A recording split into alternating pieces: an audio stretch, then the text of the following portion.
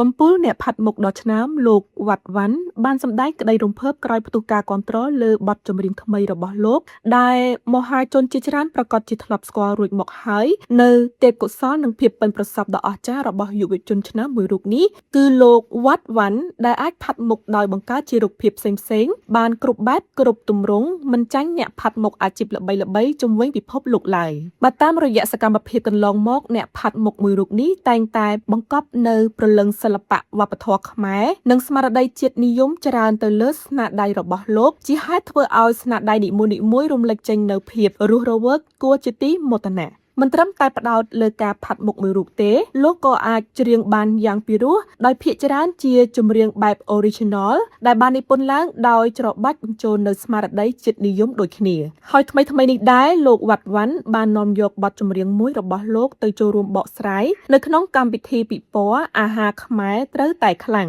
ដោយបទនេះមានចំណងជើងថាមហាអាល័យជាតិខ្មែរបន្ទាប់ពីការបកស្រាយយ៉ាងល្អនៅបទចម្រៀងមួយនេះធ្វើឲ្យរំជួលចិត្តដល់អ្នកស្ដាប់ជាច្រើនដោយពុំអាចទប់អារម្មណ៍បានអ្នកគាំទ្រម្នាក់ក៏ចែករំលែកវីដេអូបទចម្រៀងរបស់លោកវត្តវ៉ាន់និងភ្ជាប់នៅសំណេរមួយឃ្លាដោយក្តីគោរពថាធនធានដែលគេមើលរំលងគាត់ជាមនុស្សពហុជំនាញក្រោយឃើញការចែករំលែកមួយនេះលោកវត្តវ៉ាន់បានថ្លែងទាំងក្តីរំភើបថានៅពេលឃើញគាត់បានแชร์ផុសរបស់ខ្ញុំហើយសរសេរពាក្យទាំងនេះចេញមកហេតុអ្វីធ្វើឲ្យខ្ញុំចង់ស្រក់ទឹកភ្នែកអញ្ចឹងអរគុណបងណាស់ដែលបានមើលឃើញតម្លៃសមត្ថភាពប្អូនជារឿងធម្មតាទេដែលសង្គមយើងលើកបុគ្គលបំពល់សង្គមផ្សេងៗឲ្យឡើងខ្ពស់មានការងារ BA ហូហែ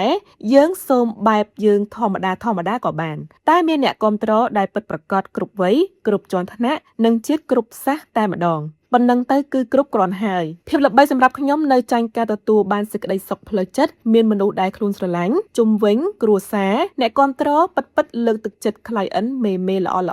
នោះហើយដែលមានតម្លៃជាងទឹកលុយនិងភាពល្បីល្បាញនៅក្នុងនោះដែរលោកក៏បានបន្តទៀតថាសង្គមនេះពេលខ្លះទោះអ្នកពហុជំនាញឬមានសមត្ថភាពក៏គេអាចមើលរំលងគ្រប់ពេលបើយើងមិនហៃសូមានលុយមានឡានបង្ហាញខ្លាំងដូចគេ